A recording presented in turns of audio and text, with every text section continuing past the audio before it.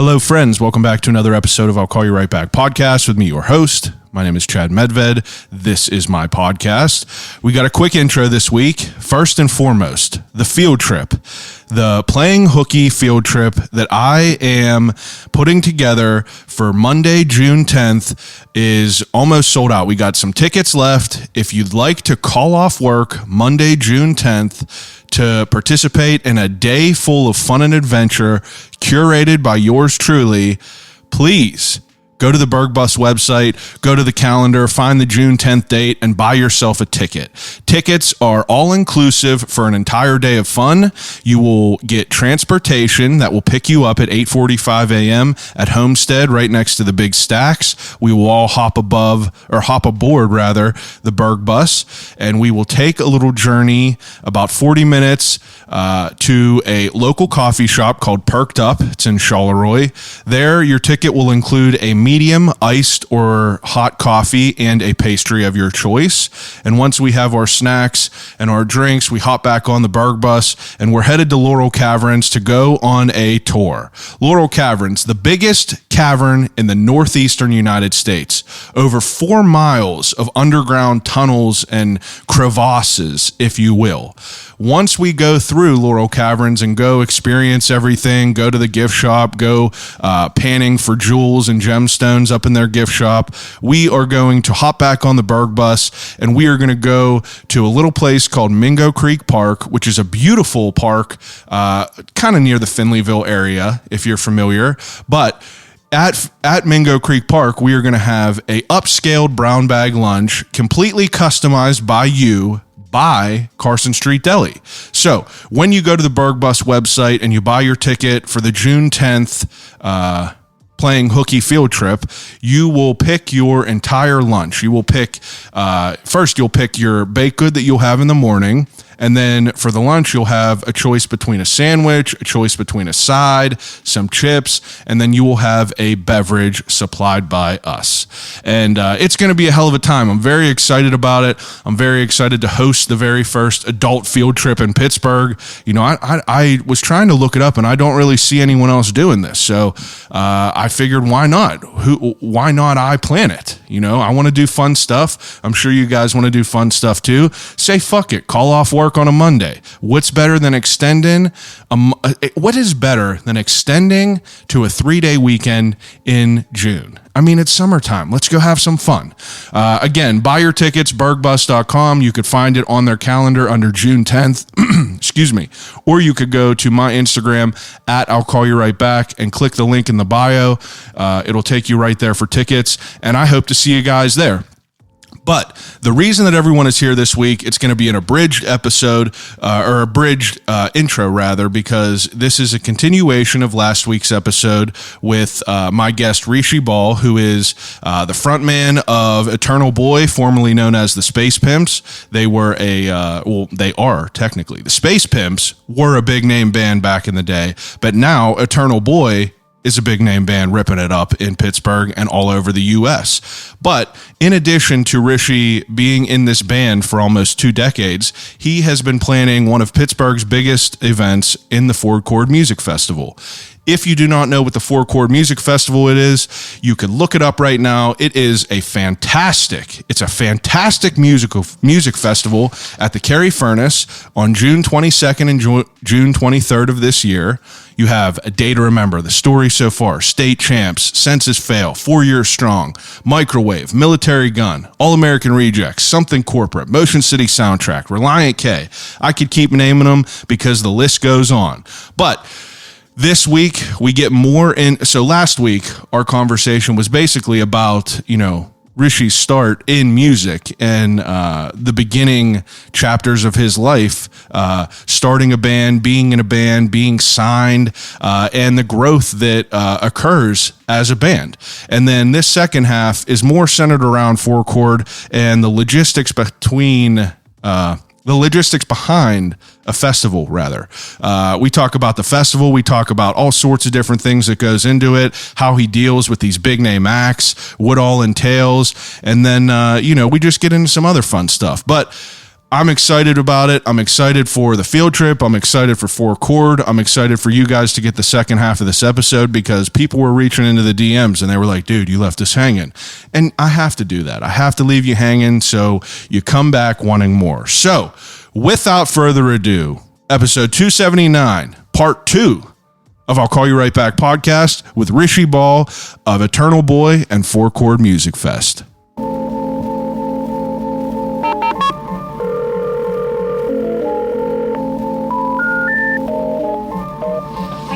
Telephone. Hello?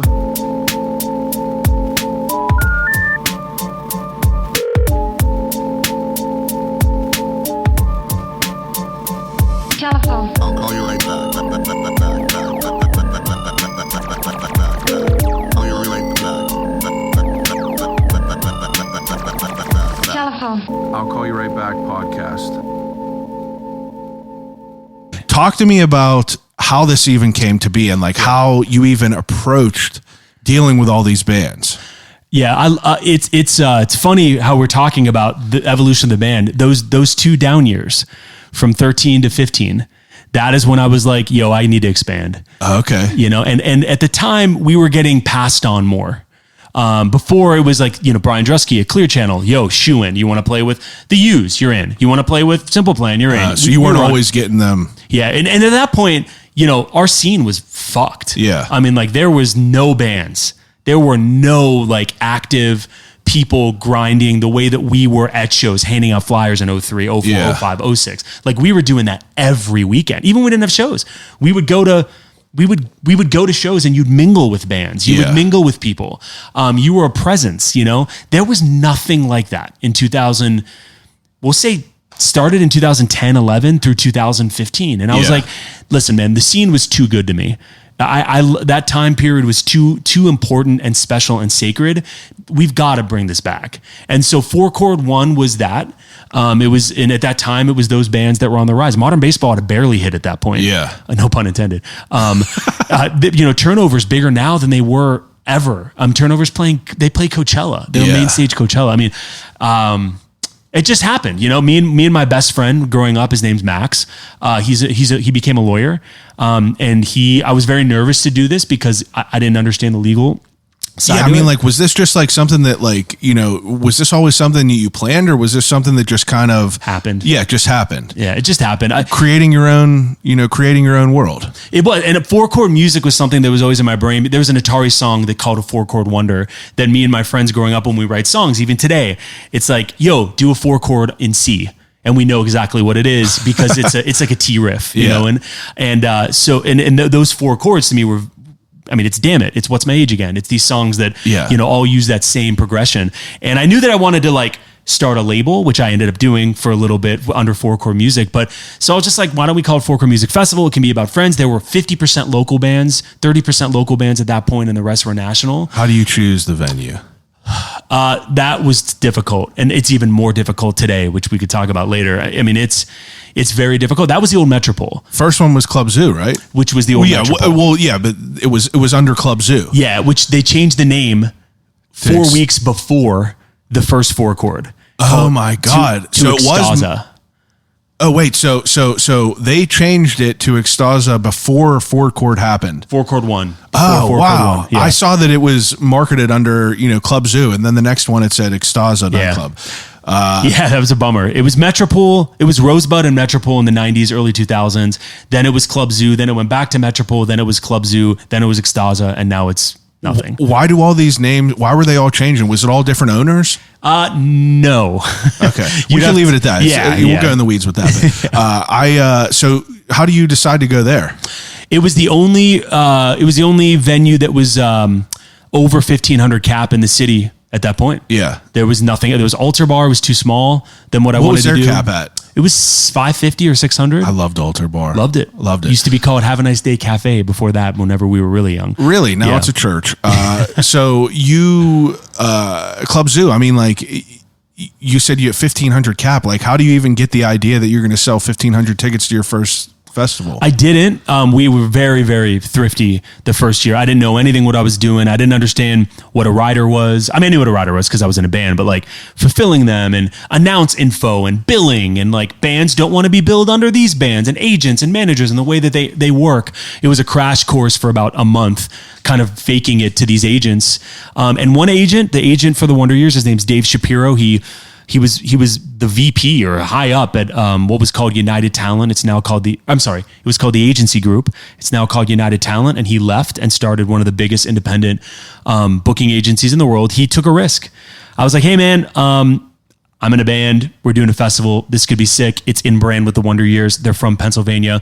The Spacepimps had toured with the Wonder Years for a little bit, and this just makes sense. They're off from tour. They can make a little bit of money. Come play a sick show. He was like, all right, convinced. Huh. And he took a shot on it, and that first year was awesome. You know, it was packed. It was shoulder to shoulder. It was seas of mosh pits, and I didn't know anything. But how did you get that to happen? Like was it strictly off of like you being your notoriety in the Spacepimps, or do you think it's, you know, there was other reasons? Because this was, I mean, I just don't see how you were able to like pack it out like that. Yeah, I mean, I think I learned quickly that it's a communal effort, right? So it's the Spacepimps, right? Yeah. I mean, we were a bigger name in the scene at that point. Yeah. We played with the punchlines. We headlined smalls. We sell out our hometown shows. You know, like we did our legwork for that. Now we're in a new generation now, though, right? The Wonder Years and the Spacepimps are not on the same wavelength in that pop punk world. Yeah, the Wonder Years were much more in the punk,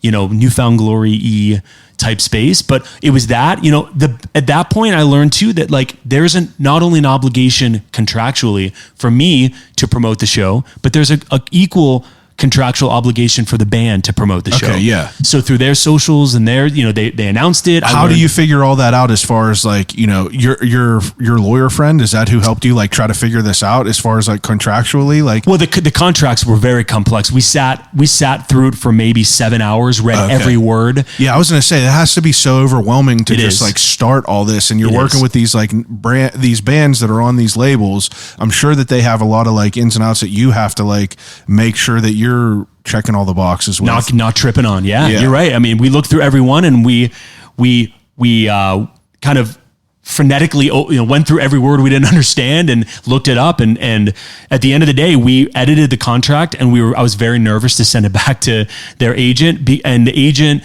or the assistant emailed back saying nobody has ever been this copious with editing the contracts. Yeah, and they accepted all of them. That's good. They didn't deny, which early on at that point I knew created a monster. It also, I situated myself very well, not knowing that in the future every agent now knows that we don't fuck around. Yeah, right? Well, that's what I mean. You are the monster that the other agents can't fuck with. Really. Correct. Which is good. I mean, that's good for the first time for that to like kind of be what it is. It is, because I'm sure people just get walked all over, dude.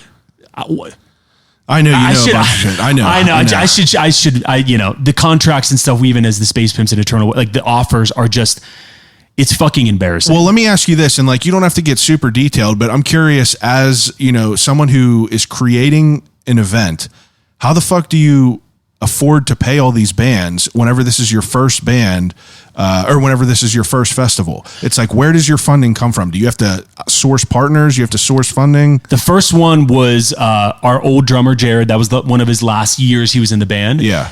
His brother, Greg, was 50% at it with me. So the first show probably cost, the Wonder Years were, I mean, the whole show probably cost $20,000. $25,000. And I mean, the venue, I got dirt cheap. I negotiated every item, everything. I mentioned Dave Bjornson, who produced our first big song, quote unquote, Tell Me Why. He went into audio AV and owns and operates one of the largest AV companies. So he was a homie. Wow. And to this day, the same homies from day one to now still work. That's a whole other thing. So we just did it very cheap. Yeah. I bought Giant Eagle gift cards to get fuel perks to buy the riders for the bands, the food they needed, and I didn't really know what I was doing. I showed up to the venue the day before, and they're like, I was like, "Where's the barrier?" There's no Mojo barrier, like a blow through metal barrier that interlocks. In the front. They go, "That's not our job. You're the promoter." And I'm like 26, 27. I'm like, oh shit. Yeah. So I had to like source that last minute. And then every year you learn a little things, more. Yeah, things get dialed in a little bit Yeah. more. We need this year. And like, I'm sure that you learn along the way. Now, it's obviously, you know, a big fucking deal from the first one. It's wild you got something corporate on there. Census Fail. I mean, you got 1,000 people now, but throughout the years, I mean, is there like, I feel like you could see where it makes like a bigger jump, like right around like, you know, 2016, it goes from having, you know, 2015, you had the yellow cards, you had Anti-Flag, you had Citizen and all that. But, you know, then it goes to Mayday, you had Spill Canvas, which was fucking ripping, you know, you had all these other bands. Like when, like, how do you know whenever it transcends just the local festival? That is, I wish there was a point in time, but you know, I think the first festival, I was so thrifty, made a little bit of money, and I was like, okay, cool. Then I was like, I took all that money. I didn't take a penny for myself, and I was like, let's make it bigger.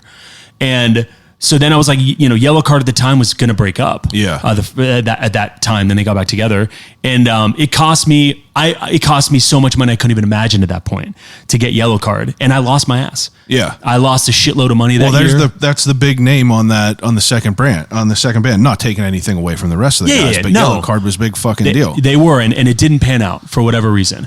And the following year, I promised myself that I would not overpay for a band that I loved growing up. I never listened to Mayday Parade at all. Yeah. I knew from being on Warped Tour and knowing them that they were really nice people. Yeah. And again, that year, that agent I still work with, he still books Mayday Parade. He's a really nice guy. He's bared with me over the years of me learning it.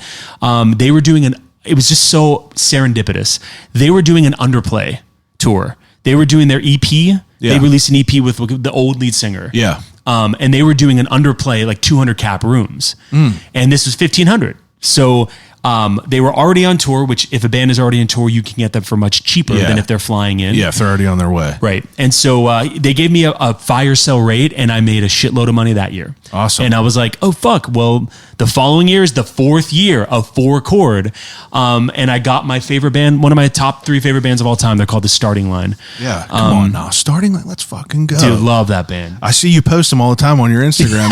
You have 80 pictures on your Instagram. 7 of them are The Starting Line, which I love. But you had The Offspring. You had Simple Plan. Whoa.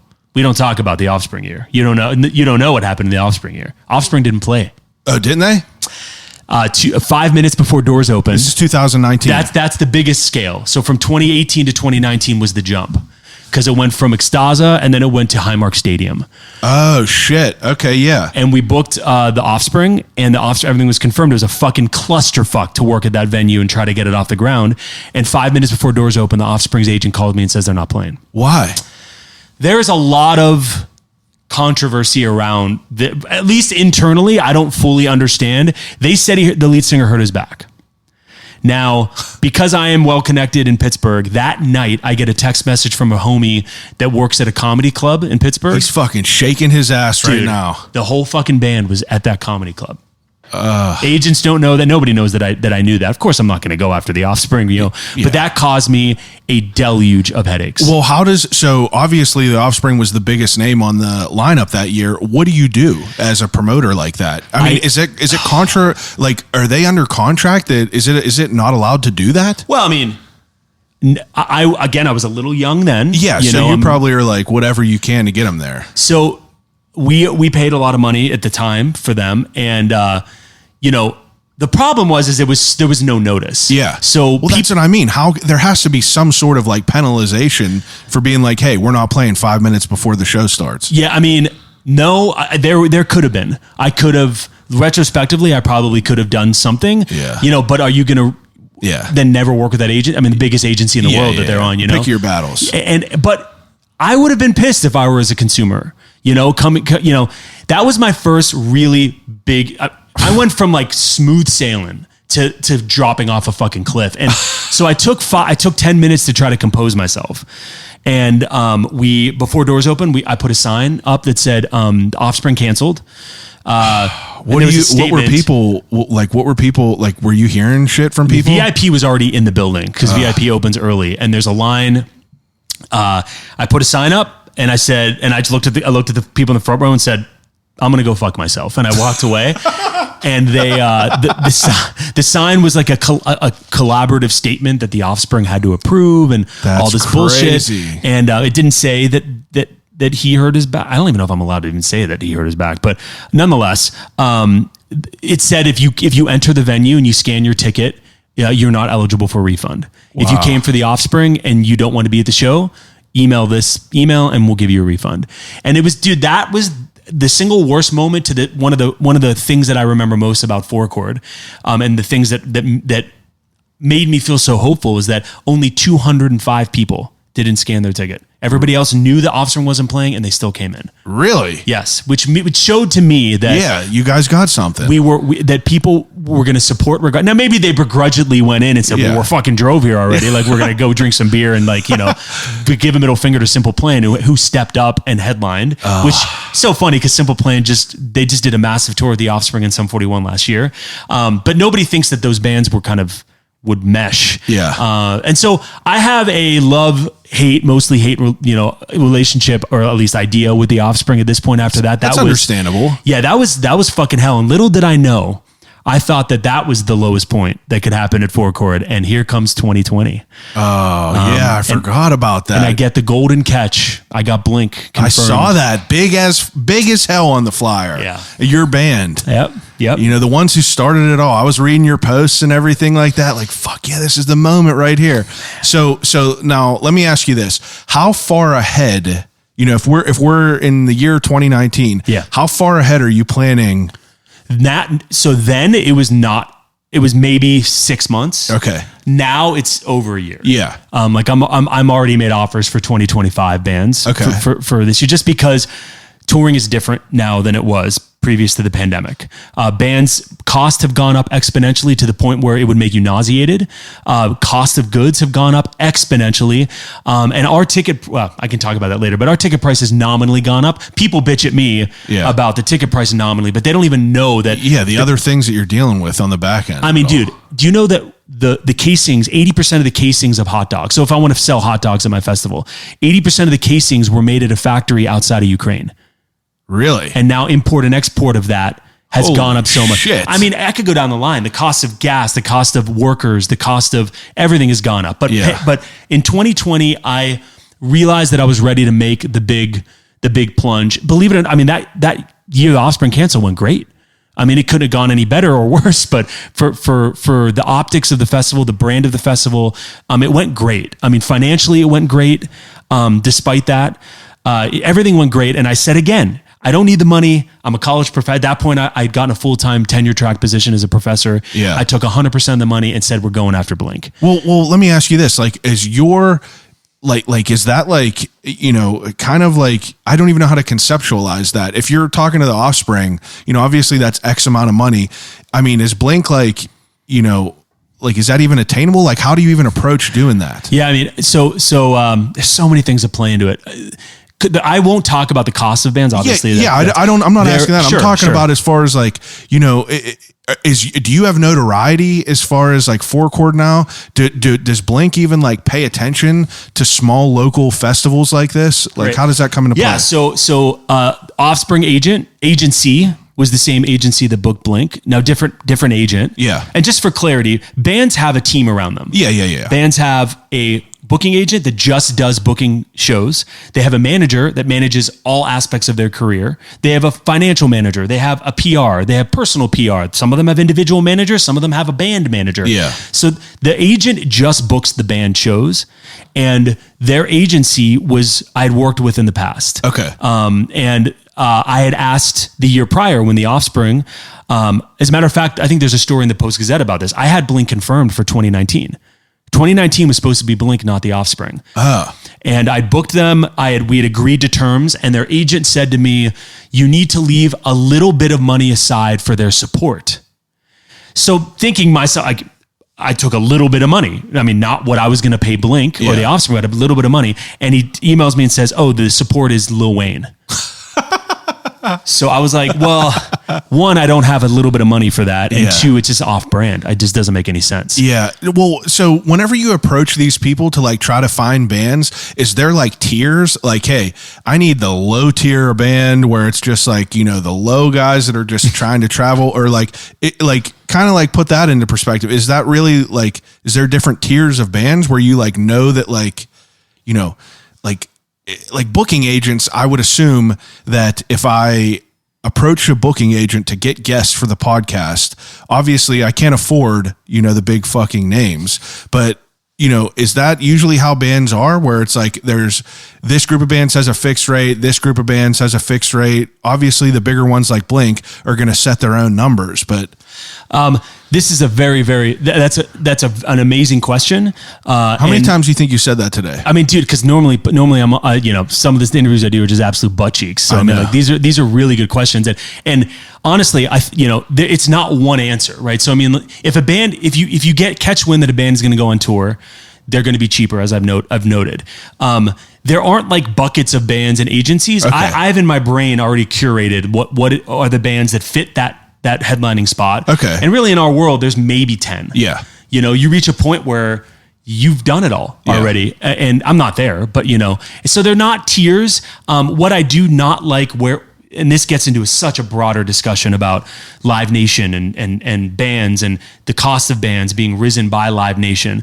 But generally speaking, I negotiate everything myself. Yeah. So if there's a band that I want, I already know kind of in my brain where they're at. I know from doing this for 10 years now what a Blink would cost to get here. Yeah. I know what a Blink would cost if they flew in and it was a one-off, and I knew what Blink would cost if they were on tour. Okay, that makes sense. Yeah, so I kind of know what to expect, though there's always an agent that comes up Loopholes and doing all that shit. and even an agent that's just like unrealistic about a price, and you move on.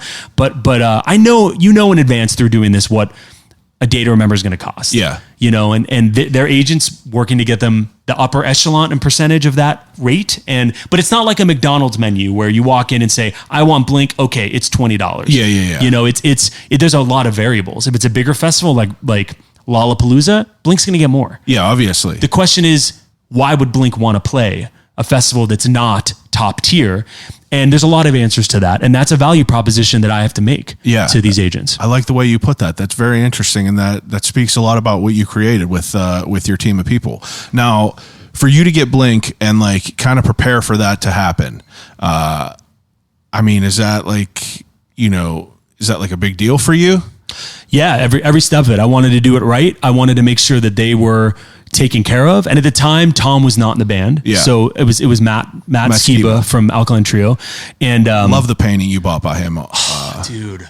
Really, really sick. Dude. I did my research. You did, man. That's awesome. Yeah.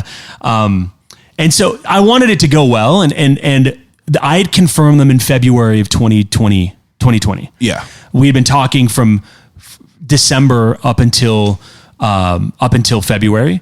I got the confirmation. I sent the deposit for the band, and we're now March 5th, 2020, something like that. Yeah. We announce, and it fucking crushed, dude.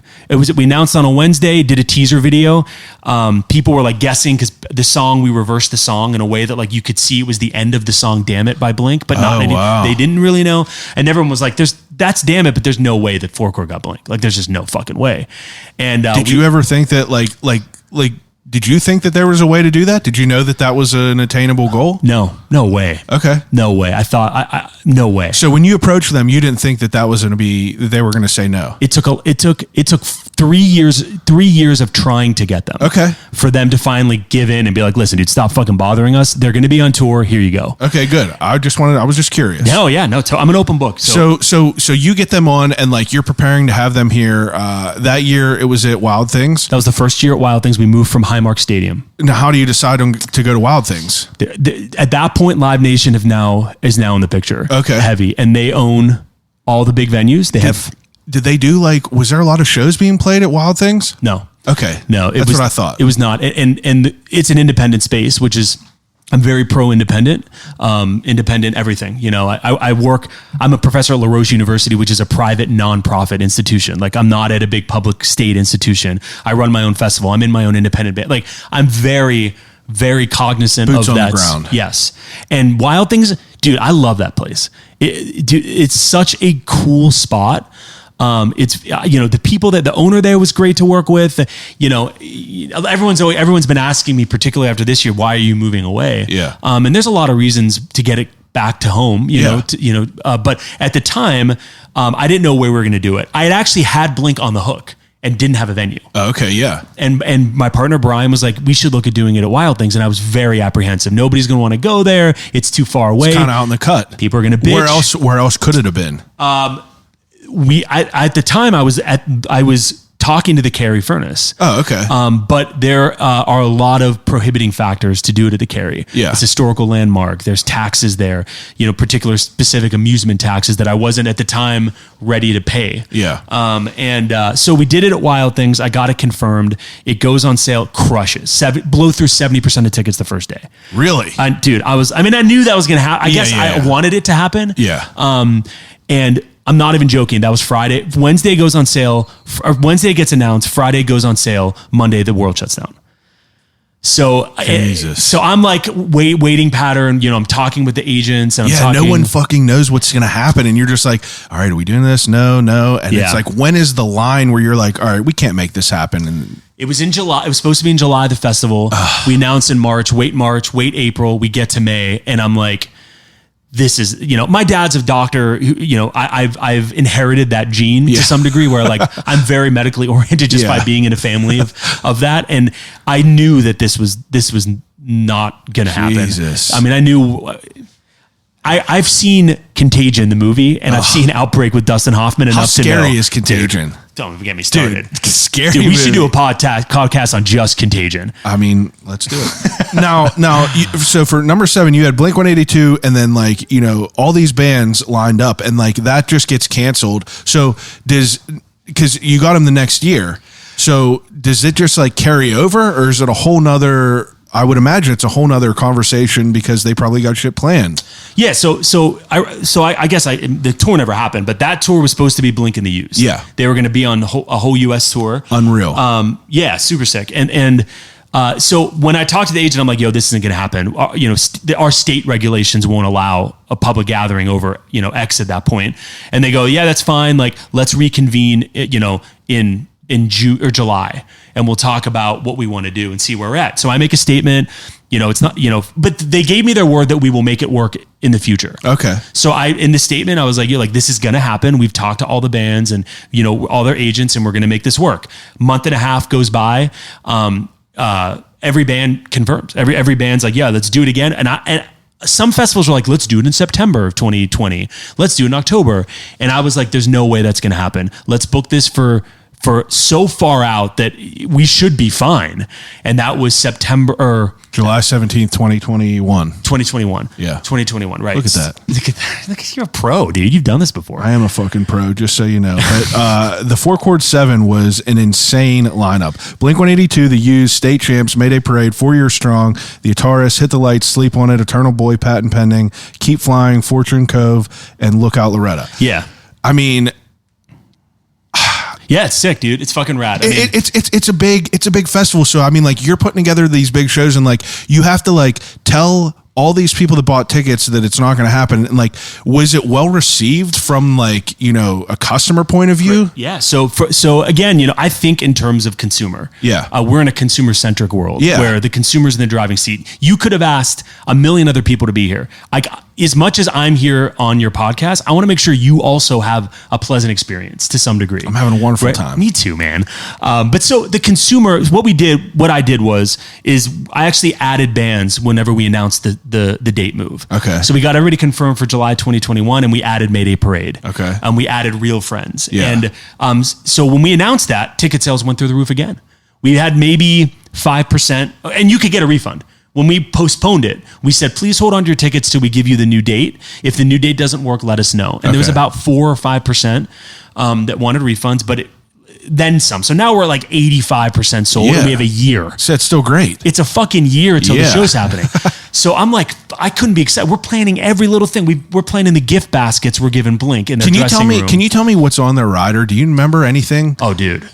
Like I can't. really, I'm not allowed. Really? Yes, it's an NDA. Oh my for God. stuff like that. I will tell you off the record. Okay, yeah. But it's a lot, and they've deserved it. You know, they deserved it to some degree, because it's a lot. I couldn't even imagine because like I assume just from the shit you hear on like podcasts with comedians and stuff like that who have band members on and everything, it's just wild.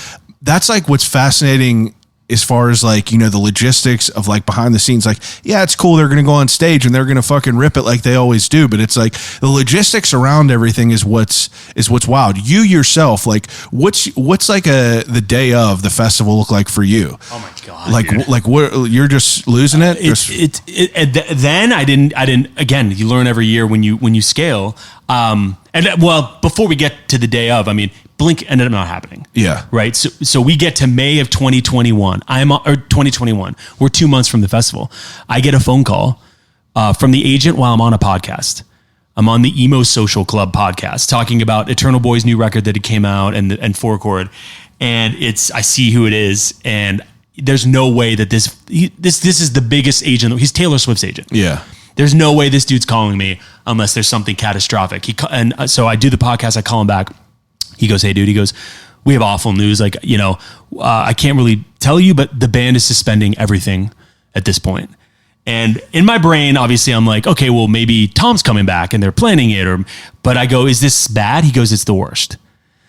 So a week goes by. I'm like freaking the fuck out. I'm like, I don't even really know what's happening. Was this Mark's cancer? So I found a week later, he called me. He goes, "I just want to let you know, like, you're one of the only independents that's on this tour that was booked.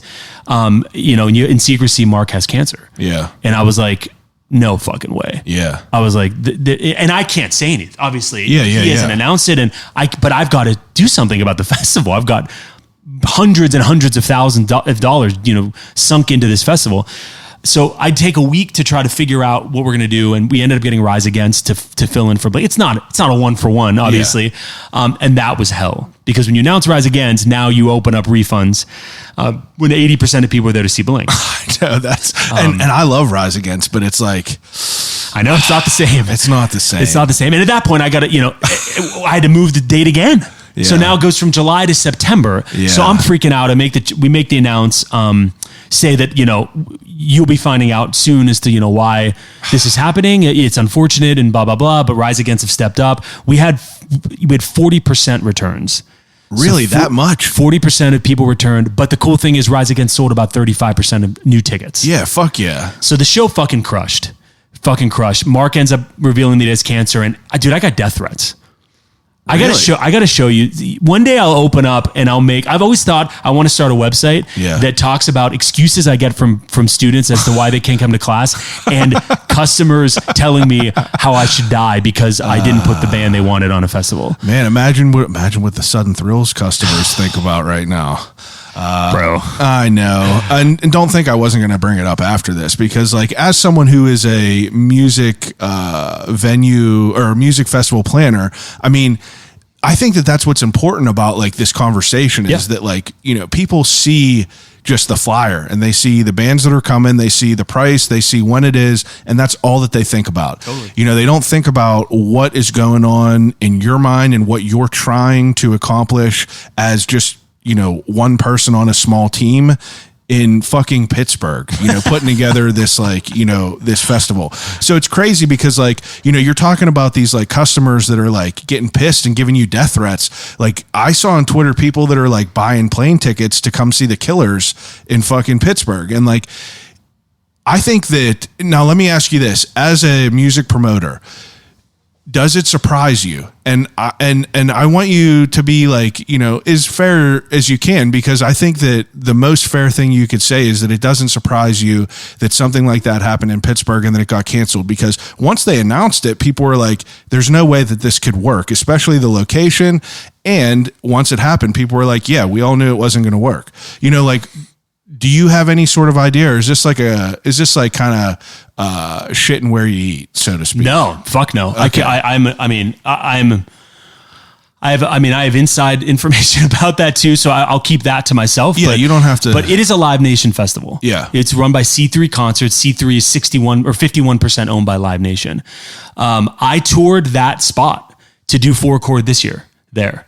We did a walkthrough 2 weeks before Four Chord last year on the space, and I deemed that it was not possible. Yeah, like why though? Tell me why. So first of all, I have qualms even where we're at this year, the Carry Furnace. I love the Carry. I absolutely adore the people that run it. I love that it's a nonprofit. I love that it's in Braddock, where my mom grew up and my family grew up. But there's nothing perfect. Cool. And people are the expectation is what I'm getting at. So there's an expectation that when you see the Killers and Wiz and all these people on a flyer, that's very well done. Yeah, fucking girl talk too. Aesthetically, yeah, girl talk. I mean, aesthetically too, like it's very well put together. Yeah. I mean, the website, the functionality of it, the branding, almost the Warhol. Too good to be true. True.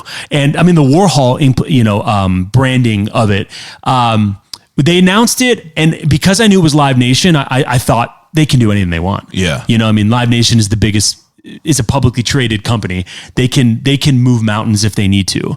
And, I was nervous because I heard that they were announcing a festival, and I was nervous that it was intentionally to compete with me. Yeah. And I thought that I knew some of the bands that were on it. I knew SZA was going to be on it. I knew the Killers were going to be on it, Melanie Martinez. And I started thinking, and all those same bands were also on Lala. And Lala had Blink. Mm-hmm. So my idea is that this is a hit piece for a lot of other reasons why. No, I get it. Yeah, of things of interactions I've had with Live Nation inside baseball. Well, I mean, I'm an open book, but I mean, just talks with Live Nation that I've had. Yeah, that come over your years of tenure in the business, and it's clear that they wanted a property in Pittsburgh. Yeah, let's put it that way. They felt like it was an emerging market, and I read all of the articles that came out, and logistically, to me, when I walked through the venue, it was just not possible. Yeah, how many people were you anticipating for this year? For Sudden Thrills? No, for yours, for Four Chord. We're going to have between 10 and 13,000 people over the weekend. Now, 10 and 13,000, how many do you think Sudden Thrills would have? I think it would have done 15 to... Okay, well, in theory, if everything went well and tickets were actually sold, probably 15,000 a day. Because I was just curious, like, how many they would sell. Because if you don't think it's feasible and you're like, oh, we're selling 10 to 13 or whatever it was, and Sudden Thrills... excuse me, not taking anything away from Four Chord, sure, but it's bigger. You know, they have a bigger fucking names. Definitely. You know, I would assume more people would be buying tickets for that, and it would cause more, logistical, problems that you got to solve. There's a lot of things I'm thinking about. There was an awesome festival in Pittsburgh that was partially nonprofit called Thrival. Yeah. And Thrival ended up doing it. Carry Furnace? They did it the Carry for 2 or 3 years. They did it at Highmark in its last year when Live Nation got involved, and then it never happened again after that. And they did it at Hazelwood. Okay, yeah. They didn't do it at this particular spot. I think they did it at Hazelwood for a year or two. They did it in Bakery Square originally. I just think that space, the infrastructure is very difficult, although it's been built up. I mean, you can look, Google is going to have offices there. Uber's there. They took an old steel mill and they made it into corporate offices. Yeah. And there's all of this space that they've developed around it. But it's going to be developed. I was told that space, that even if I wanted to do it there a year, don't think you could do it more than a year because they're going to develop the whole space. Okay. So at that point I was like, well, fuck it. I'm not going to get balls deep into this thing where and have it all change, fall out from under you. Exactly. And so, but what I think happened is that they did not research their market. They have a company that's based out of Arizona or California, saying that they did extensive market research in the area, but the ticket prices were not priced accordingly. And they're paying, here's what sucks. The Killers in Pittsburgh, a ticket price should be lower in cost. Yeah. The market's not big compared to New York, Chicago. But because it's a festival and because Live Nation is involved, they had to pay the exact same amount of money. For sure. For the Killers as the Killers would be at Ride Fest or they would be at Lollapalooza. Yeah. So I think that they got in too deep in it, and there's a penalty to them.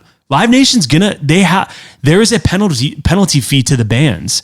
Deposits that you make, they don't get back. So they deemed it economically not viable, even with having to pay a % deposit and lose those deposits for all these bands. That's crazy. So something either happened in terms of a massive underwhelming ticket, which maybe that's it, or they realized they didn't get a permit. They didn't realize they needed a permit. They don't have a local they don't have a local pulse on what's happening. Well, let me ask you this. So you talked about market research for this, but it's like, how do you choose your bands that you put on here? So Sudden Little Thrills on Live Nation, they're macro level. They're appealing to the Blink people, which is my world. They're also appealing to the Wiz world. people. Yeah, exactly. And that's not me. We're a niche festival, and niche festivals can only grow so much. Yeah. Like Four Chord's never going to be a Lollapalooza. I feel like that's understandable, but as far as like you trying to, figure out who you want to put on the lineup, you obviously have local bands that are somewhat, of the local ilk. Yes. But you also have like,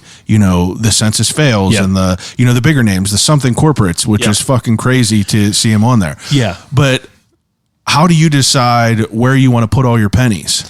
So at this point in the festival, there's still growth. Yeah. But once you get to the Blink world there's maybe 8 bands that can do this, right? Yeah. It's Fall Out Boy, My Chemical Romance, Paramore, Blink-182. There's not any bands left. So I can only really pivot a way or two, without really changing completely. So in terms of me, I'm looking in the punk rock world. Punk rock to me fits emo. It fits hardcore. Yeah. It fits pop punk. They're interchangeable. So when I'm looking for bands that can touch the punk rock space. And that's what the ethos of the festival is. If I wanted to do a Taylor Swift festival, then I'll do another one. Yeah. But this is every bit of my ethos in this festival. Yeah. And it's going to be in that world. They all vibe. And I don't love all the bands. That's okay. Yeah, that's understandable, Yeah. but that makes you a good business person, not to just get your wants in it. You got to know what other people like, but that's what's interesting about it. Now, as far as like placing, how do you develop the what do you call it? The time frames of everyone. Like, how do you the set times? Like set times, but it's like, you're Bill America or All American Rejects over Something Corporate, things like that. And I know that that's probably like agent stuff. Yeah, agent stuff like that. But how do you does every band have like a certain allotted amount of time? Like, how does that all get figured out? At this point, I've been in the scene so long that I know that when Census Fail comes to Pittsburgh, they're going to sell out the Rex, which is now called Enclave. Fuck yeah, I saw him at the Rex. Oh, nice. Yeah. At the Rex or when it was called the Enclave? No, I saw him at the Rex. Okay, yeah, sick. Census Fail rips. Don't get me wrong. They've done Mr. Small. Like on a big album tour, maybe they'll do the Roxy. Yeah. So that means that Census Fail is worth X tickets. Yeah. And based on that, here's what I can do for them in Pittsburgh. Yeah. And then it gets a little hairy, right? Agents and managers and bands always think that they are bigger than every other band on the show. They're their biggest advocate. Yes, and they have to be. And I would be for absolutely. If I was your manager, the fucking Eternal Boy is ripping every day. You guys need them. Exactly, right? And I manage bands now too, so I understand the advocacy. But it gets very difficult. Whenever you get 2 bands that are like. So for example, in Four Chord 7, Mayday Parade and State Champs were both on the show. Yeah. Mayday Parade has been around longer than State Champs. State Champs is more popular at that time. Well, maybe. I would argue that they are almost at the same level. Yeah. So how do I possibly bill them? And then you get into, they need to be billed left of this band, not right of this band, and above them and below them and all this shit. And is it really like that much of a pissing contest with that? I guess I would understand that. It is. I don't blame them, but it gets to the point where you're splitting hairs on a show where there's 18 bands, Yeah. But so I thought that Mayday Parade should have been billed at least to the left on an ad matter on the same line to the left of Mayday Parade because Mayday Parade's been around longer. Yeah. But the agent was adamant that it can't be. They were booked first. We were here when you booked it in 2020 and moved it to 2021 and then moved it again in 2021. Okay. Touche. I know. And there's value props to make for all of them, Yeah. but that gets hairy. Something Corporate's reuniting. That's a big deal, right? It's insane. Right. All American Rejects haven't been very active and they're back. How do you quantify the 2 of those? And really, what I want to do is say, here, manager A, manager B, just duke it out and tell me what you want. 'Cause I don't give a fuck. I know, right?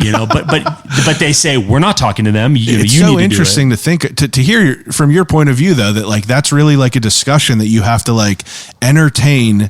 One of your 24 hours in a day, you have to allot some time to worry about where people are at on a poster, and that's one thing that the customer base probably doesn't think about a lot. I don't think they do. I think that they subliminally think oh shit. Eternal Boys at the top of the bill, they must be bigger than I think. Yeah. I think that so I live and die by a phrase, and I mean this not in a bad way. I learned this in a marketing class. The only thing I remember from freshman year marketing, the consumer's dumb. Yeah. Not dumb like they're not smart. They just don't think of the detail. Yeah. Right? They're like, I want this drink. They don't think, where was it made? Was there a cockroach sitting on the top of your, where you put your mouth? They're not thinking of those details. Yeah. And I think that subliminally a consumer does say like, oh crap, this band's before that. Like not all of them though. Yeah, not to the degree where we need to sit here and bands aren't playing because of it. And that's happened in the past. That's interesting. But you have to pick and choose your battles and what's important. And to me, getting the show off is more important than arguing with an agent with where they need to be billed. Fuck yeah. So yeah. You pick your battles. Now for this year, I mean, where are you at in like the planning right now? I mean, obviously Four Chord's less than 2 months away. It's a month and a week. A month and a week away. Yeah, I mean, like where are you at in the process right now? Yeah. So the stage is like early, before you announce, you are just trying to get the big band. Yeah. Once you get that big band, it's much easier to get some of the other bands to buy into it. Oh, I'm sure. Because I mean, they want to play with A Day to Remembers of the World, or they want to play with those, whoever it is. So that's first. Then it goes into branding. And I fuck myself every year because we don't have the same branding every year. So we don't have a brand logo. Yeah. We have a new one every year. And it's fun for me because I am a marketer and I am a graphic designer and I love doing these things. And I work with an awesome dude named Nick Prezioso. What's up, Nick? Who crushes some of this branding that we do. And then it goes to branding and then it goes to on sale. Then it's like, you need to move. Your first week is the most important week. That's why Live Nation probably decided to cancel, because everybody in the industry knows that you're doing 60% of your sales the first 2 weeks. So if you fall flat, then you pretty much know that it's not going to work out. You're not going to get 40% of sales in the last month. Without adding a huge, which you're spending more money to add another band. Yeah. Then it goes to ops. And pretty much that's all we do is operational. Like, there's the biggest problem with the carry is the parking situation. Yeah. They sit in between two developers. The front part of the carry is run by RADC, who developed Hazelwood, where Little Thrills was supposed to happen. So they're developing that into movie studios. I don't even know. It's massive. Really? Yes. And then you get to the carry, which is run by a nonprofit called Rivers of Steel that are preserving the integrity of one of the oldest blast furnaces. I know. You got to give me the contact, someone from there. I got to talk to him. They're awesome. Their name's Ron Stacy. They couldn't be any cooler. But they love that space. And they want to preserve that space. Then you get beyond the carry, and it's first right of refusal to RADC. That's the parking spot. So there's 900 spots, and that's it. There's no other parking on site, and there's about a 3/4 of a mile walk from Braddock and Rankin to the venue. So has been the operational conundrum. Yeah. And through doing that, we are urging rideshare. We have there's a cul-de-sac. There's only 2 lanes in. Right. It's going to be traffic filled. So these are the things that I'm thinking and keeping me up at night. You guys got some shuttles going? We do, from the waterfront. Okay. We do. We have in between, there's a big lot in between Chipotle and First Commonwealth Bank. We have free shuttles all day. Perfect. Running all day. Perfect. That's stressing me out, right? Because buses, you would be shocked how expensive it is to rent buses to run continuously for a day. How many buses you got? So I'm still trying to figure out the math, but we're going to have upwards between 8 to 10 going all day. And they're school buses, but still, and there was a festival last year called Blue Ridge Rock Festival that got fucking torched on the internet. Where was this at? This is in Virginia. Oh, okay. Virginia Speedway. It's the biggest rock festival in the country. There's about 40,000 people a day. The festival is in litigation now. It had been going on for decades. Holy shit. Because 40,000 a day? A day, 3 days. Huge. How much does Lala have? They're probably 30,000, 35,000. Jesus. And this is like Slipknots of the world. Yeah. So at Blue like Ridge. the Woodstock 90s. I mean, dude, it's crazy. That's crazy. And a storm hit Four Chord this past year as well, which is another thing a lot of podcasts always want to talk about. A tornado hit Four Chord last year during day one. Did that happen? Yes, it happened.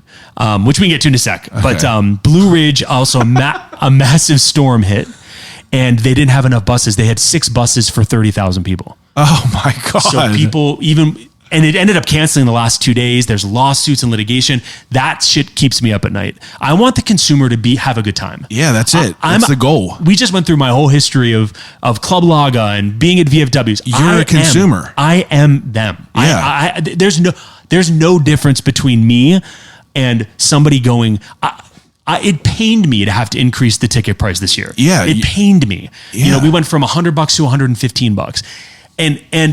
And with some service charge, and again, the consumer's bitches to me about service charge, I have no rake on top of that. Yeah. It is all, there's a Swiss bail tax, the borough that it sits in. There's a percentage of the ticket goes to the nonprofit so that they can run. So it's just, it pains me to have to do some of these things, and it pains me to move from Wild Things. I loved it there. I think that Wild Things is a great place for a concert. And if people are willing to drive to Star Lake, it is less time or the same amount of time to go from less Pittsburgh. traffic, I'm less sure. traffic. It's insane. It's I don't crazy. even go to shows at Star Lake because of tough. how insane it is. It's tough. And I mean, I want the consumer to have a great time. And Yeah. we have done everything. I have one full-time employee now from Four Chord. It's a former student of mine that I hired last year who is a grinder. He just crushed. And I have a great group of people that we work. We're all fans. And I work with the same people I mentioned. The same sound guy that ran sound at Metropole Club or Extaza Club Zoo in 2014 is the technical director of the festival this year. Hell yeah. The same hospitality people are the same. Everybody is a concert lover, music lover. I put a lot of pressure on myself to make sure that it is what consumers want it to be. So much so that, I'm spending close to $100,000 on ancillary things for the consumer to do on site. We have a deluxe VIP that is ridiculous. There's a full-fledged stage that is sitting in between the sound booths, staring at both of our stages. That is our deluxe VIP. We have hammocks that are rigged from the stage that people can relax on. We've got, it's an open bar at the deluxe VIP. We have a full tiki bar. We've got full backdrops. We've got we've got cornhole, and we have That's all sold out, isn't it? Deluxe is not. It is that was another thing. Even when I looked at the price, it's $600 for a. Well, you got an open bar. People would be tying them on. That's true. And you can buy 2-day. It's cheaper for that, but our VIP is sold out. We have a normal VIP, which is a 4080 by. Okay, yeah. They have a air conditioned bathroom. Now you got to remember, there's no water on site. There's no electricity on site. There's no internet on site. There's no infrastructure on site. All of this is being brought in. Yeah. Internet. I just signed up right before I got. The reason I was a little late is because I had my Starlink delivered. Elon Musk's internet that I had to get in order for everyone to have appropriate internet. I had a meeting with Department of Homeland Security that are going to be on site to make sure that there's any area that is elevated or looking over the premises. They're going to have bomb sniffing dogs. They're going to have I want people to know that you're going the extra lengths to make sure things are. I would want to be safe. Yeah. There too. So it's a lot. So in terms of bringing this back full circle to Sudden Little Thrills and Four Chord, this is a full-time job. Yeah. You got plates spinning in the air, thousands of them. Tons. And it's just trying to figure it all out. The only difference between you and the consumer is you're crazy enough to try to make this shit happen so the consumers could have some fun times like this. It's you got to be crazy to do this, and I am a little bit crazy, but I'd rather me be doing it than somebody that's going to fuck it up. Yeah. So I'm going to fuck shit up. Let's be real. There's going to be a pissed off consumer. There's going to be. I already know people are going to bitch about traffic. It's because there's two ways in.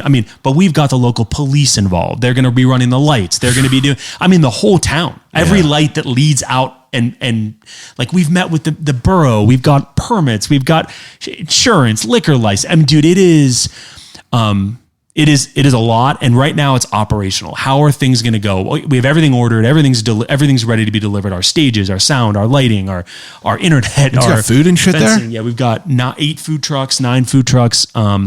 We've got really cool activations with a lot of our sponsors. Monster Energy is a sponsor this year, which they have a huge activation space. We talked about having Woodward, which is the we know this skateboard and BMX. I had a long Zoom meeting with them about a month ago to try to get a full vert ramp on site. It's not going to happen this year. Yeah, things like that. I'm at the point now where all right, it's scaled. Just want to do cool shit. I do, man, and it's expensive to do cool shit. I bet it is to get a fucking vert ramp on there and everything. Dude, that would be dope, though. Fucking Tony Hawk here. Yeah. can Get play Tony Hawk there. with Tony Hawk. Dude, that'd be sick. That would be a wild thing. VIP, you get to play Tony Hawk against Tony Hawk. That's like come on now. Hey, I got nothing but good ideas. So I mean, how do you deal with all this mentally? You know, like how do you keep yourself kind of composed and not just like a fucking wreck? I mean, and you're doing all this shit as a full-time teacher. Yeah, I mean, it's definitely a lot. But like, you know, the cool thing about being a professor is that you do have time to think. Yeah, you know, and you do have time to reflect. And I've got 4 months off. You know, this year. I mean, being a professor is a dream. Yeah. It's a dream. You're around young people all What the do time. you teach? Marketing. I have a PhD in marketing, and I'm a marketing professor. I'm actually now the chair of the marketing department. Shit. What's up, Mom? Are you proud yet? You don't have enough shit to do. So it's really rewarding. You know, I've got a couple interns, you know, this year that are working the festival. So they get to see it, that are really interested in music. It's a lot on the plate. I get really, the thing that frustrates me the most is, and unfortunately the industry is ridden with it, is just unreasonableness. Yeah. I get it if you need this particular thing in order for you to do your job. Yeah. But when you're asking for that times 4, let's be reasonable. And I've you know, conjured the Kevin Lyman, who has been a huge mentor for me. We did Spacepimps did Warped Tour many, many years. Eternal Boy played the last Warped Tour. Yeah. We've done long stints of the Warped Tour, and Kevin and I knew each other, and then only until I started the festival did we really, you know, get Kevin.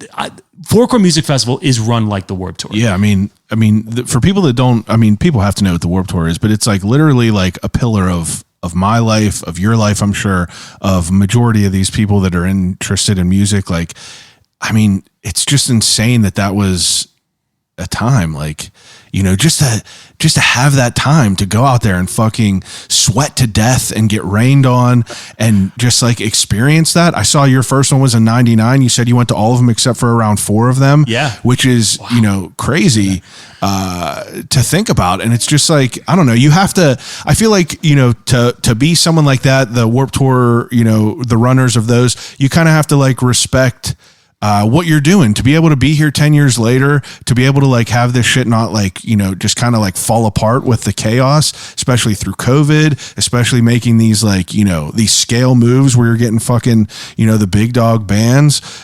It's impressive. Well, I appreciate it. I mean, it's a lot. I don't wish it on anybody, but it's been the most rewarding. One of the 3 most rewarding things that I've ever been able to do. I feel very lucky.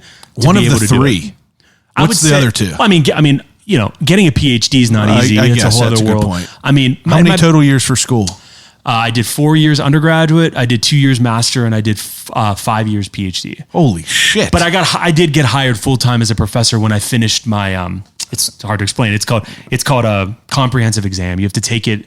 80% of your cohort fail, and only 20% go on. So when you get to that point, you can go on the job market, and then you can finish your dissertation. Wow. But so that, I mean, that's really, you know, and I did that because my sister did it. Yeah. My sister was into punk rock. I can't believe how much I followed her footsteps. She got me into punk rock. She went to school. She got her master's. She got her PhD, and it's like the same thing that I did. But I'm really proud of that. I'm really proud of the festival, and I'm really proud of the band. Yeah. It's taken a long time for me to be cognizant of what because you're just constantly going. Yeah. I mean, you just don't have a time to step away and like, you know, take a look at what you're doing. Yeah.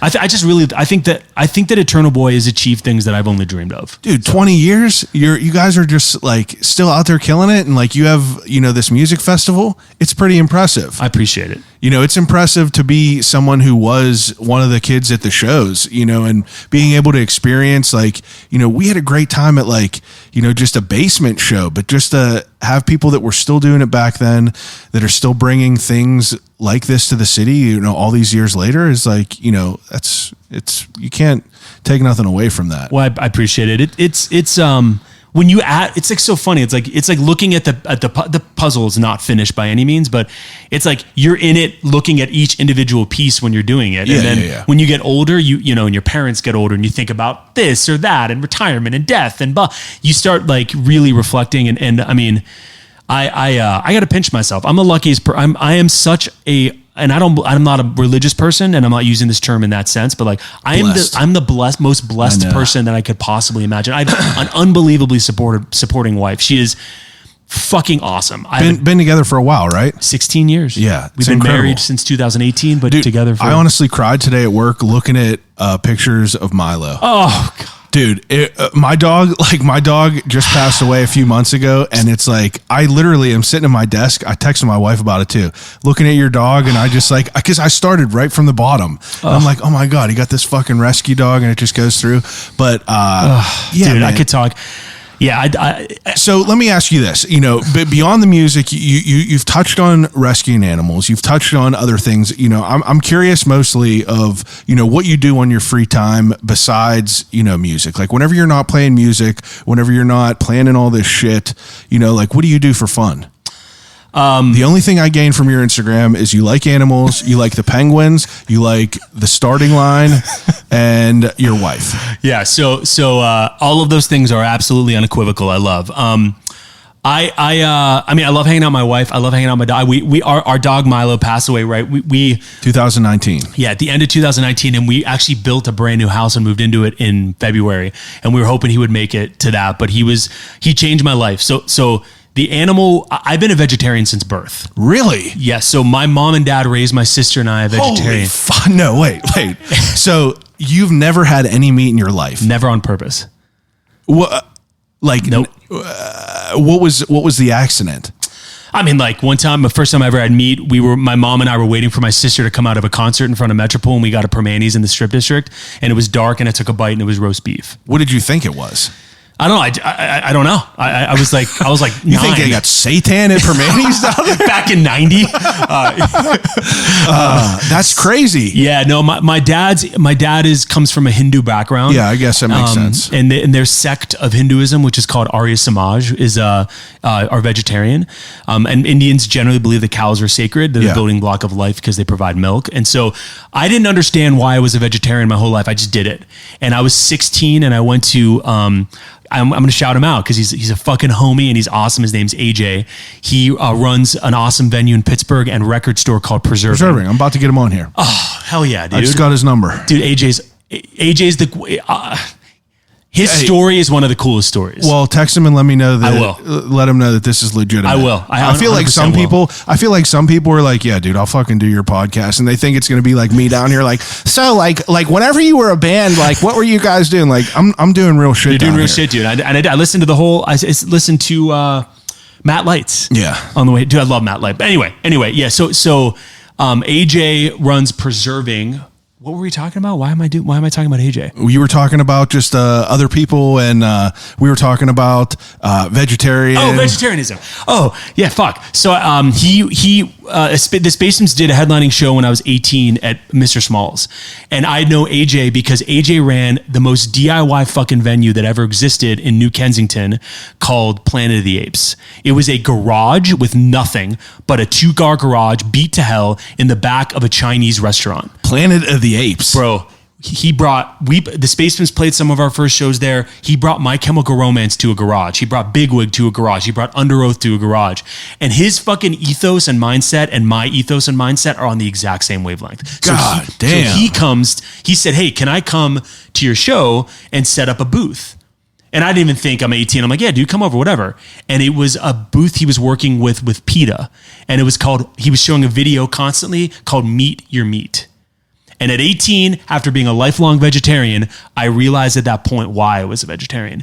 And I got super involved from that point on with animal cruelty, animal rescues. And when my wife, then girlfriend we started dating, we rescued a dog that was found in a garbage can in East Liberty, who was Milo. Yeah. And it changed my whole world. That is, other than music and meeting my wife and my family, I'd even say maybe they're even at the same level as those things, who I appreciate all those things very much. It changed my world, man. The most innocent souls on the planet are animals. Yeah. I can't articulate. I can't even articulate. I'm a professor and I don't even know how to describe it. It's something that just touches my heart in a way that has never been touched before. So we had Milo. He ended up having 2 torn ACLs that the shelter never told us about. And so at 1.5, he had TPLO surgery, which is to fix an ACL, and then recovered, and then had another TPLO, and then actually after that got MRSA. MRSA. He got the procedure done Jesus. at PVSCC, and I've had anybody that has an animal knows how necessary and horrific PVSCC is. Just by emergencies, you're going there in and out. And so Milo had a really rough early on, and then lived 11 and a half years of absolute bliss. He was I would say he was a special needs dog. He had very, very high anxiety. He got along with other dogs, and then I got back from a tour in the UK, and in August of 2019, I was driving him, my mom, everybody watched him. I was driving him home, and on the site 9 years prior, where he had one of those TPLOs, I just saw like a lump there. And I was like, oh, that's weird. And our vet is one of my wife's best friends. And so she came after a month, and she was like, this is bone cancer. And it was the worst 3 months of my life. From September, he was we didn't get any imaging done. He was 11 at that point. Yeah. He was a Rhodesian Ridgeback pit bull mix. So like he was living at the top echelon of his age. And my wife was working as a nurse practitioner, and I'm, a professor and touring. So we ended up moving in with my parents from October until he passed away in December, just so somebody was always with him. Yeah. Because he was very anxious, and he was put down in my parents' living room. Our angel of a vet came and put him down, and we'd start building this house that he never had a backyard, right? Because he lived in the city. We lived in Shadyside for 15 years, and he just missed it by 2 months being able to do it. And he changed my whole world, man. I don't know what it is. Something about animals. And then a year later, we were in our house, and we adopted one of the most egregious abuse case dogs I've ever seen in my life. His name's Angus, and we have Angus now. He's deaf because he was beat. He lost his hearing because of that. He was beat with something. There's a massive scar on his back, which caused him to have severe arthritis. And we adopted him. And I thought to myself, oh my God, Milo was just insanely medically challenged. He had all these issues early on, and Gus is 50 times worse. He has, he's partially incontinent with urine. Yeah. And he had mast cell tumors, 2 of them removed. And now recently, over the last week, he's having severe hip issues, which we were told he was 6 when we adopted him. God bless the adoption world. I'm not holding them responsible. But we had a DNA test and said he was 12. So, but we got him, he was 38 pounds when we got him, and the normal weight is 95. So he's 95 pounds now. And he is special needs. He doesn't do well with men. I know Ali was on your podcast too. I mean, Biggie's is a huge part of Four Chord this year in particular, and previous years. And we also are having another shelter come, who I want to talk about for a quick second, if I could. They're called Animal Protectors. Yeah. They're a real great spot. And I fell in love. If we didn't have Gus, who's special needs, we would have her in a second. A friend of mine on Facebook, all my Facebook shit now is, and Instagram is just all rescue stuff. And there is a dog, her name is Mia, who is at the shelter and has been there for 1,114 days. Is it the dog that doesn't get along with other dogs? You have to be in a single home. Yeah. I think I know exactly which dog you're talking about. Yeah, we're trying to get her at Four Chord, although she doesn't do well with other people too. It takes a long time for her to get used to. So I think animals are the most innocent creatures on the planet. I think humans are garbage for the most part. I mean that tongue in cheekly, mostly. Maybe. Yeah, dude, it's understandable how it could change your life. I almost quit this podcast whenever the dog died.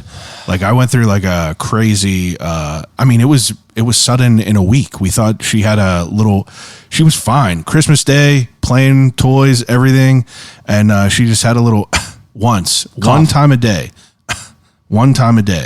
And she was just chilling. She goes to daycare.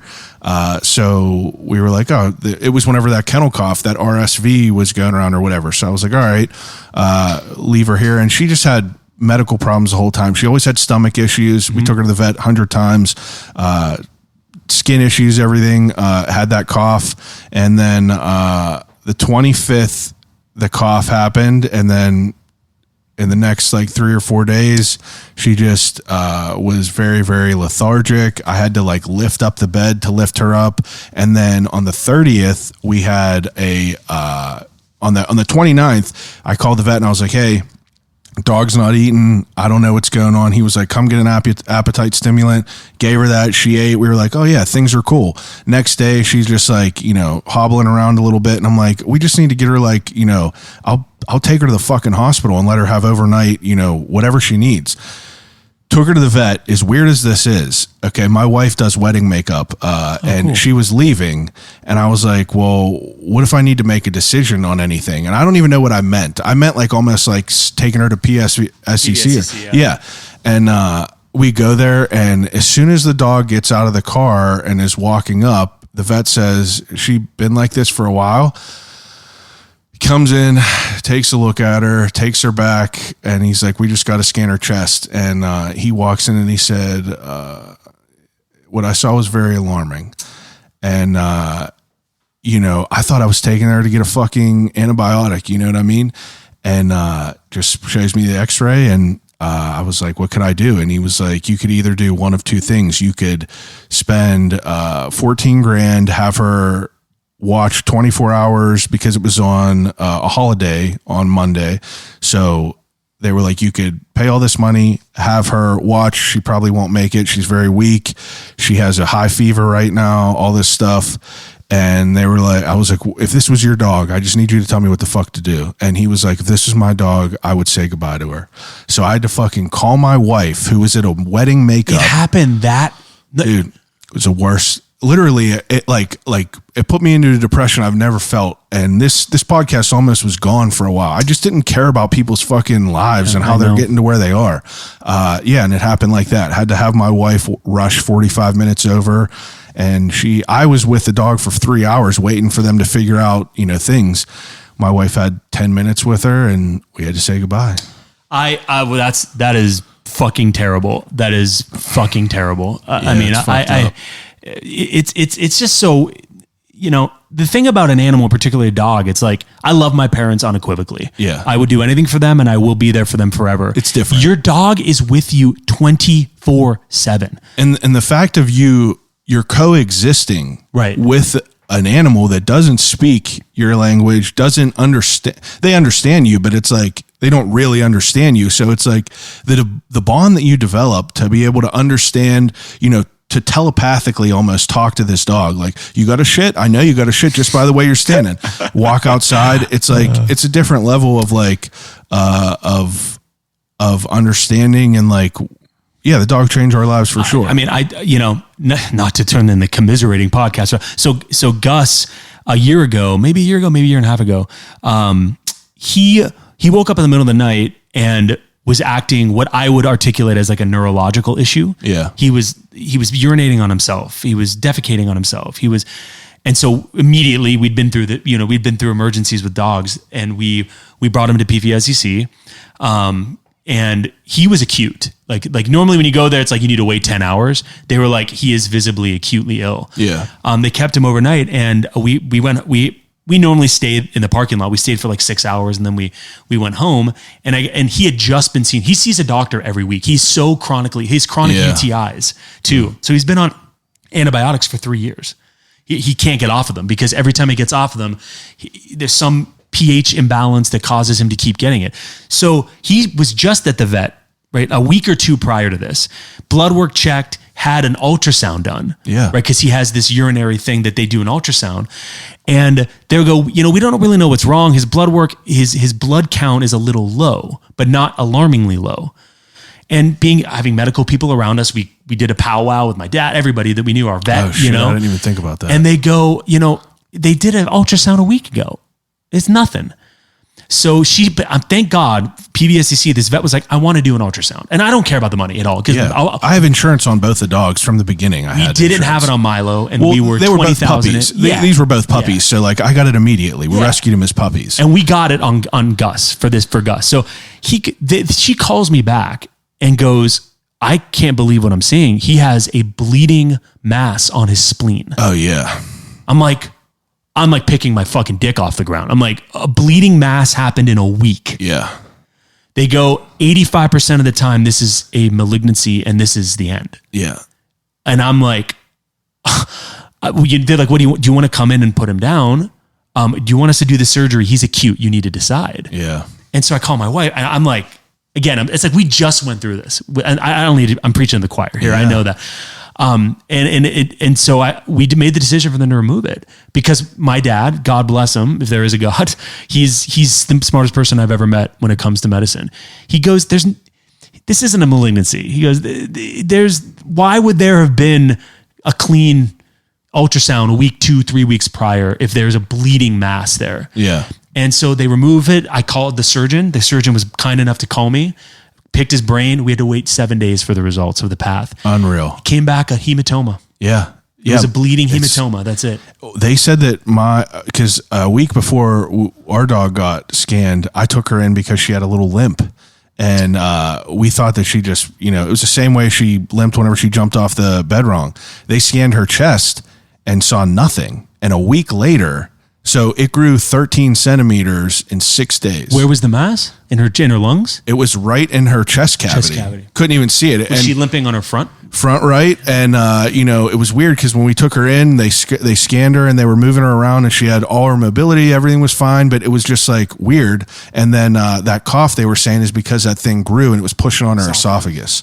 So, fuck it, dude. Luck of the draw. I know, and dogs too. Like they hide it so well. Yeah, they do. And that's what's really tough about it. But you know what?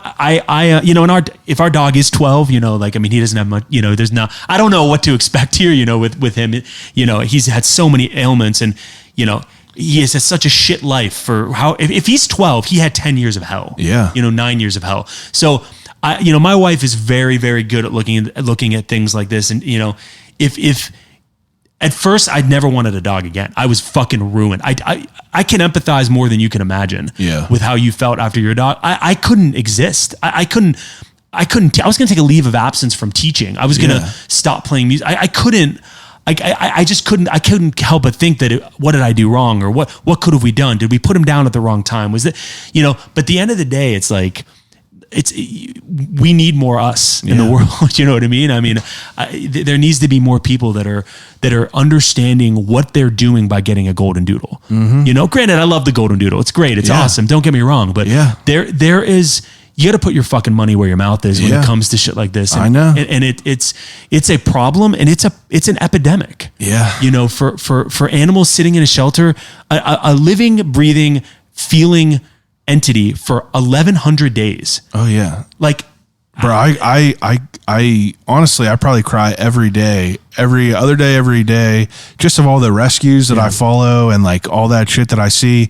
And we're in the process of seeing other dogs. Like we went and saw another dog in West Virginia the other day. Good for you. And it just didn't go the way that we wanted it to, but it was just like, we're both just like inconsolable on the way home. Gut-wrenching. Because you're just like, fuck, this dog is still going to be in this rescue now. And he was like absolutely batshit. So like, we knew that he was going to be a hard sell. So he's probably still there, and it's fucking absolutely terrible. Either way, we could do a whole podcast episode about rescues and all that stuff because but it is. It's Moral of the story is that that's what you felt. That was a pillar. It is a pillar, and my 15-year plan is that we're gonna open up an animal sanctuary. Oh yeah, yeah. I want to sell Four Chord eventually at some point, down the line, get a big paycheck and go and do an animal straight sanctuary. up like Jon Stewart, just like dude. How sick! That's all I would want.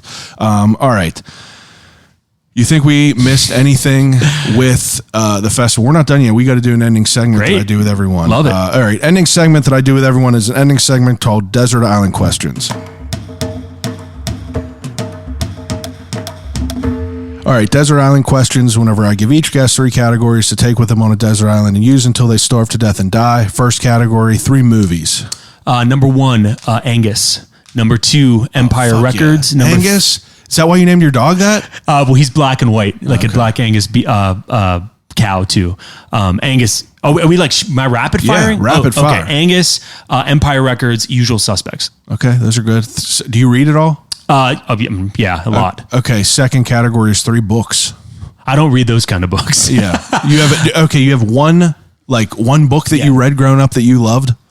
In college, I read Freakonomics that changed my whole perspective on how people think. Freakonomics. Yeah, it's by a University of Chicago professor that studied incentive and what incentivizes people to do things. Okay. Third category, 3 CDs.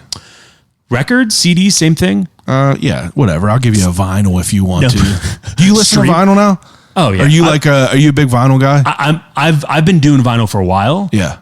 But I only collect vinyl that are first generation, first pressings. Oh yeah, that's another thing that I gained from your Instagram. You like the rare punk vinyl. Yeah, Yes, I yeah. do. Okay. So my 3 favorite records of all time.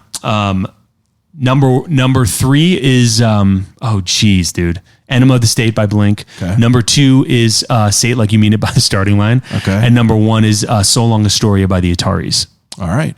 A goal, if it was any band, that was around, who would you like to play Four Chord?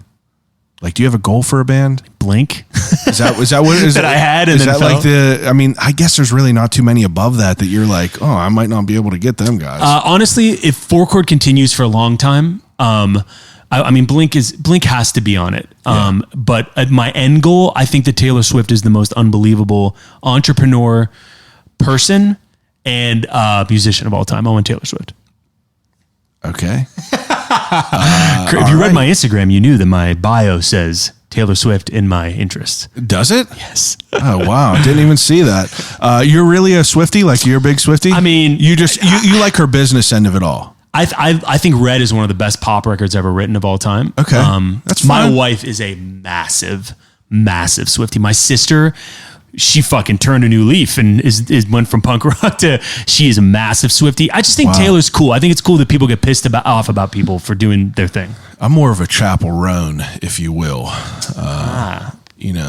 I don't hate Taylor Swift, but it's just like, I think the fan base and the I feel much. like quit shoving it down my fucking throat. I agree. It's like politics. I don't want to watch the fucking football game, and that's the only thing that's talked about. There got to be some sort of separation of church and state. Swift and State. Now, third category is the death row meal. You get an appetizer, a main course, and a dessert. What would they be? Appetizer, last meal. Provolone sticks from Tesaro's in Bloomfield. Yeah. My meal is going to be penne alla vodka from Il Pizzolio. I can't even pronounce it. All right. And my dessert is going to be a creme brulee from somewhere in fucking France. Yeah. All right. That's good. Okay. Second to last question. If you could go, you're getting ready to go on a road trip. Actually, I'll break this up into 2 questions. First one, what's your favorite place you ever traveled to? Tokyo. What's the worst place you ever traveled to? Chengdu, China. Okay. Second to last question. If you're getting ready to go and you're traveling, you're going to a gas station, what is your snack of choice? I mean, like, health aside? And no health. You're about to get fucking put to death. I'm so weird. I mean, I've been in so many of the gas station stops. Like, it would be baked Lay's with a Cracker Barrel cheese slice with the drink would be Arizona iced tea makes this really limited thing called Orangeade. Wow. It's come in the big pounders. I love the specifics of it all. I asked these questions and hoped people give me specifics, but people were like, chips. But anyway, last question. You could have a conversation, anyone alive or dead, who would it be and why? Oh my God, dude. Like celebrity, family member. It can't be obviously I would assume like a loved one is an answer. If someone has a grandparent or parent that passed away, if it's someone that you're not tied to. So internally, my best friend in the world was my grandma. She passed away in August 2020 at 96. So she lived a good life. Yeah, lived on her own until the last year of her life. Mine was 103. Great grandmother. Good for you. Great grandmother. She's my best friend. I absolutely adore her and love her and miss her, but we had every conversation we ever could have had. Yeah. And I know everything any piece of wisdom I asked. That's awesome. So that's out of the picture there. Oh man. I dead or alive? I'm going to go dead. I'll do dead and alive. Alive, Bernie Sanders. Okay. I lean left, but I'm not far left. Yeah. I think Bernie Sanders is the coolest politician ideologically that has ever come across U.S. politics. Okay. And dead, it would probably be Walter Matthau. Oh, Matthau. grumpy Matthau. old men. Yeah. Matthau. Yeah. I want to ask him how they ended up putting the chiclets in his teeth, in his dentures during Dennis the Menace, the movie. Come on. Walter Matthau. Come on. What a good answer. Man. What else? Can I ask you one real quick before we stop? Yeah, go ahead. Okay. Who's your celebrity crush? Celebrity crush. Dead or alive? Dead or alive? Oh, man. Marissa Tomei, My Cousin Vinny. Gotta be it. Love it. What a movie. What a chick. What a movie. What a chick. Just bought it on VHS the other day at the flea market. Can't beat it. All right, dude. I appreciate it. I appreciate you taking some time. Please take a second to tell people where they could find your information. You're not really a big social media guy. Where could people find your work, and where could people, obviously people know how to use the internet, but give yourself some shine for a minute. First of all, thank you so much. This is any guest that's watching, like I listened to a lot of them before it came on. I listened to 2 of them on the way here. You got to come do this. So anybody on the fence, it's awesome. I really appreciate you having me. I love talking about the music scene, and I love meeting new people, and you are welcome at Four Chord on the house anytime you want. Appreciate it. But you can find Four Chord Music Festival at fourchordmusicfestival.com, Eternal Boy, eternalboymusic.com, and Four Chord Music was a record label for a little bit. It is now an artist management. So Four Chord Music Incorporated is just bands that I manage. And you can find me personally at www.xvideos. I'm kidding. No, you can, you can find me anywhere. I'm on Instagram. I'm private. So, just send the request and I'll probably accept it. But, I really appreciate it. We need more stuff like this, particularly in the local fashion. And I wish I would have met Rick Seaback. So I can make that happen. How do you pronounce your last name? it's Bahl. Bahl? Okay. Yeah. Rishi Bahl? It's Rishi. Rishi Bahl. Rishi Raj Bahal is how you would say it in like the Indian sense, but it's Bahl. Rishi Raj Bahal. It's Bahl. Okay. Americans have at least butchered it enough that it's entrenched in my psyche that it is Bahl. I like it. Yeah, dude, I appreciate it. I'm glad this went well. My man. Everyone else that's listening, appreciate Yinz as usual. Each and every week, we're back with another great guest. I guess not every guest is throwing good-ass festivals, but we're doing good stuff with the city. Thank you for listening. Call you right back.